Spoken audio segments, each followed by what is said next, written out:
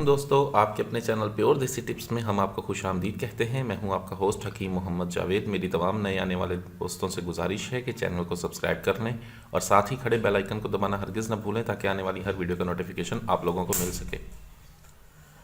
दोस्तों, आज आप लोगों की खिदमत में एक ऐसा ज़बरदस्त नुस्खा लेकर हाजिर हुआ हूँ जिसके इस्तेमाल से आप कभी भी कमज़ोर नहीं होंगे। ये एक ऐसा नुस्खा है जो आपको बादस जमा इस्तेमाल करना है। कसरत जमा किसी भी उम्र में हो, किसी भी हाल में, वो इंसान को कमज़ोर, लागर और सुस्त बना देती है। ये ऐसा नुस्खा है जो इस्तेमाल करने से कमज़ोरी, लागरी, सुस्ती और काहली आपके पास नहीं आती। किसी भी चीज़ की कसरत जो है वो सेहत के लिए नुकसानदेह साबित होती है। जमा एक सेहतमंद आदमी कम अज़ कम हफ्ते में एक बार कर सकता है। इससे ज़्यादा जमा करना इंसान के लिए ख़तरनाक है और कमज़ोरी का सबब बनता है। ठीक है, तो आज का हमारा ये जो नुस्खा है इसी टॉपिक पर है। ऐसे तमाम तर अफराद जो कसरत से जमा करते हैं, ठीक है, वो कसरत से जमा करना बंद कर दें और जमा को कम अज़ कम सिर्फ़ और सिर्फ हफ्ते में एक मरतबा किया करें। ठीक है, इससे आपकी सेहत भी ठीक रहेगी, ना ही कभी आप कमज़ोर होंगे, ना ही कभी लागरी और सुस्ती आपके करीब आई।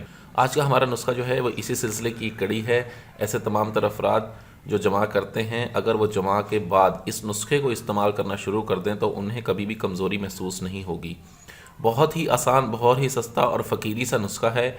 ठीक है, दो चीज़ें हैं, बहुत ही सस्ती चीज़ें हैं, बहुत ही आसान चीज़ें हैं, किसी भी पंसार की दुकान से बआसानी मिल जाती हैं। इसमें पहली जो चीज़ है हम इस्तेमाल करेंगे वो है पानजड़। पानजड़ का हमने इस्तेमाल करना है इसमें। और दूसरी जो चीज़ है वो है दारचीनी। दारचीनी हम लेंगे बारीक छाल वाली। जितनी बारीक छाल होगी दारचीनी की, उतनी ही दालचीनी बहुत ज़बरदस्त और असर में मकवी होती है। करना ये है कि आपने दोनों चीज़ें हम वज़न ले लेनी है और इन दोनों चीज़ों को आपने अलहदा अलहदा पीसना है। और पीसने के बाद आपने इसे कप्पड़ छान करना है बराबर वज़न में। जब कप्पड़ छान हो जाए तब आप इसे मिक्स करके सफ़ूफ बना के इसका रख लें। जब कभी भी आप जमा करें, ठीक है, जमा करने के बाद फ़र्ज़ को सामने रखते हुए पहले तो ऐसा करें कि जमा के फ़ौरन बाद कभी भी ना उठें, हवा में ना निकलें। ऐसा करने से आप पर बुरे असरात पड़ते हैं। ठीक है, जमा करने के 15 मिनट तक वैसे ही उसी हाल में लेटे रहें।